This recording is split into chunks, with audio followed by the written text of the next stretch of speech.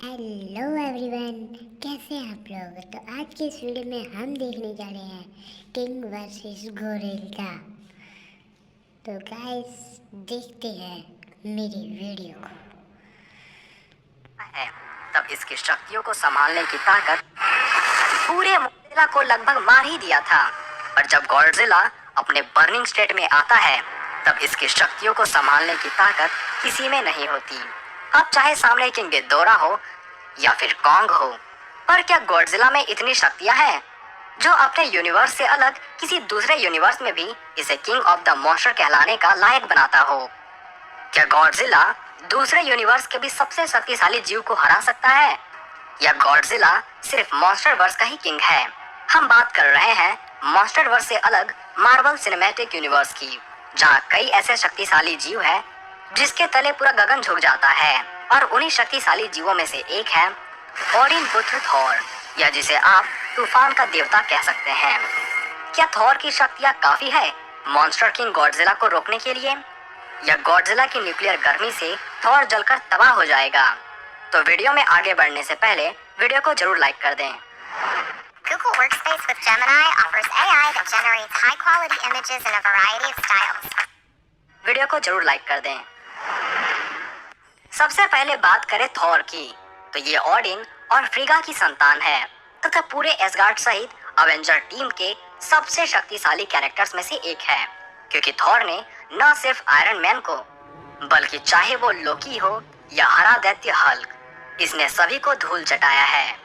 Thor को भले ही लगता था कि इसमें सारी शक्तियां म्योल्नियर की वजह से ही थी, लेकिन जब इसे पता चलता है कि ये खुद शक्ति है, तब ये अपने प्री अवेकनिंग या प्री गॉड मोड में चला जाता है, और उस वक्त इसकी शक्तियां बिना हथौड़े के भी कई गुना ज्यादा बढ़ जाती है। प्री गॉड बनने के बाद इसमें शक्तियां इस हद तक बढ़ जाती है जिसने एक मर रहे तारे के चारों तरफ लगे निया वेल्लिर मशीन को भी अपनी शक्ति से शुरू कर देता है। और इस मशीन के आकार का अनुमान आप इसी बात से लगा सकते हैं कि जो पूरी सूरज को ढक सकता है वो कितना विशाल होगा। यानी थॉर भले ही आकार में किसी सामान्य इंसान की तरह हो, लेकिन इसकी ताकत बड़ों बड़ों को भी झुका देती है।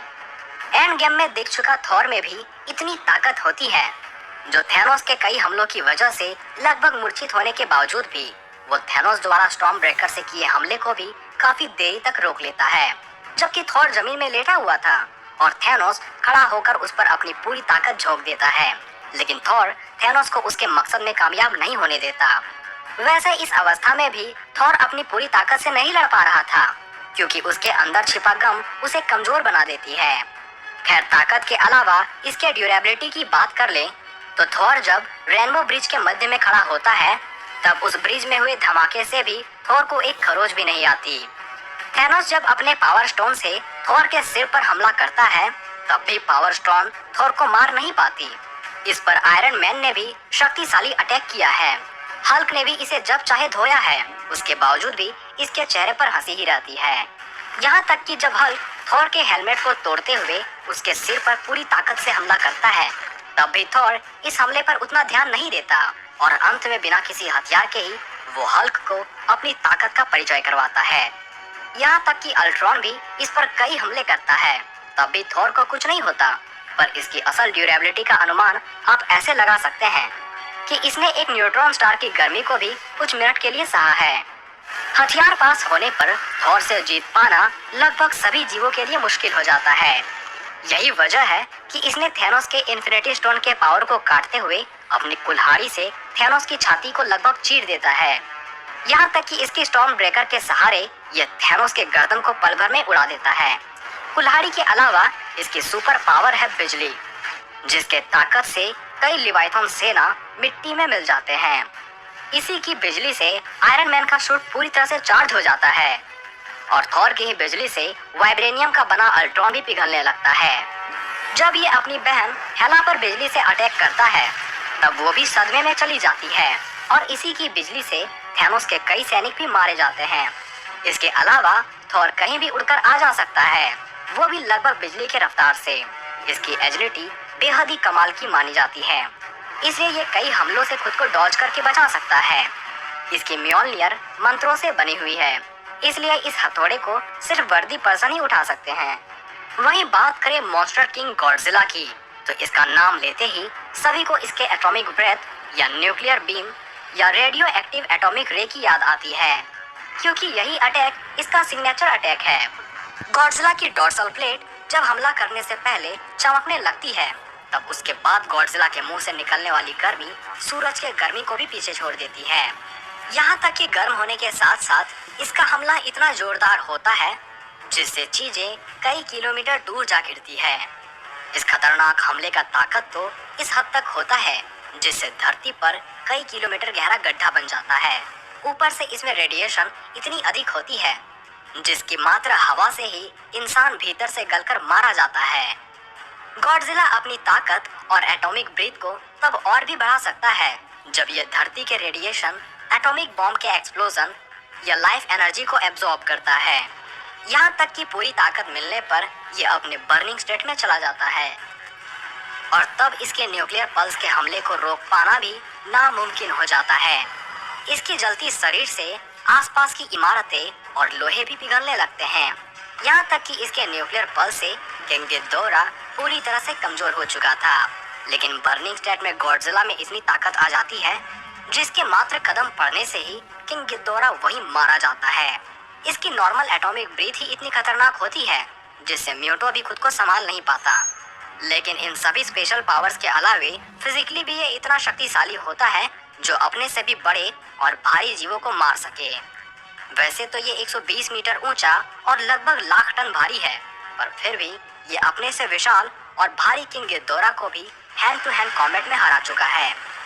इसने शक्तिशाली कॉन्ग पर भी अपने फिजिकल पावर का उपयोग करके उसे याद दिला दिया कि वो अपने एटॉमिक ब्रीथ के बिना भी बहुत कुछ कर सकता है। गॉडजिला ने फिजिकली ही मेल म्यूटो तथा फीमेल म्यूटो को एक साथ संभाला था और अपने टेल स्वाइप से ही मेल म्यूटो की जान ले ली थी। गॉडजिला के विशाल तथा भारी भरकम होने के कारण इसके चलने मात्र से ही भूकंप आने लगते हैं। समुद्र से निकलने पर सुनामी आ जाती है, इसलिए फिजिकली भी ये काफी ज्यादा शक्तिशाली है। बात करें गॉडजिला के ड्यूरेबिलिटी की, तो ये इतना ड्यूरेबल है जिसने समुद्र के अंदर रहकर अपने ऊपर पड़ रहे पानी के प्रेशर को काफी सालों तक सहा है। इस पर इंसानी हथियारों का मानो कोई असर ही नहीं होता। विनाशकारी एटॉमिक बॉम्ब भी इसे मारने के बजाय इसकी ताकत को और बढ़ा देती है और इसने किंग गिदोरा के कई ग्रेविटी बीम के अटैक को भी सहा है। इसलिए इसकी ड्यूरेबिलिटी का कोई लिमिट नहीं। ड्यूरेबल होने के साथ साथ ये खुद को रीजनरेट कर सकता है, यानी इसे चोट लग जाए तो इसे खुद को हील करने में ज्यादा वक्त नहीं लगता। इसकी बुद्धि भी कमाल की मानी जाती है। वैसे इसकी बुद्धि थोर के आगे काम नहीं आएगी, यानी सभी बातों की तरफ ध्यान दिया जाए तो पता चलता है कि थोर शक्तिशाली तो है, पर इतना भी नहीं कि वो गॉडजिला का मुकाबला कर सके। हालांकि प्री अवेकनिंग थोर गॉडजिला को कुछ हद तक टक्कर दे सकता है, पर बर्निंग स्टेट वाला गॉडजिला का टक्कर दे पाना थोर के बस का नहीं। वैसे थोर ने न्यूट्रॉन स्टार की गर्मी को कुछ मिनटों के लिए सहा है, जिसके बाद वो काफी कमजोर हो चुका था। ऐसे में गॉडजिला की 3 से 4 एटॉमिक ब्रेथ को सह पाना थोर के लिए काफी मुश्किल हो जाएगा। वैसे कॉमिक्स वाला थोर इतना शक्तिशाली है जिसके सामने गॉडजिला भी नहीं ठहरता। खैर, आप अपनी राय इस पर हमें गाइस वीडियो पसंद आए तो वीडियो को लाइक कीजिए, वीडियो को सब्सक्राइब कीजिए। तो मिलेंगे ऐसे एक और वीडियो में। तो मेरा चैनल तो डिलीट हो चुका है, पर मैं एक न्यू चैनल बना रहा हूँ। वो उसका लोगो मैं आपको दिखा देता हूँ।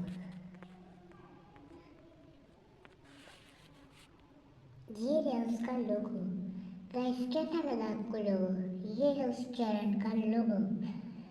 ठीक है गाइस, इस चैनल की डिटेल दे रहा हूँ गाइस। तो गाइस आपको कैसी लगी वीडियो आज की तो मुझे कमेंट में बताना, और साथ में मिलेंगे अगली ऐसी वीडियो में। तो बाय बाय गाइस।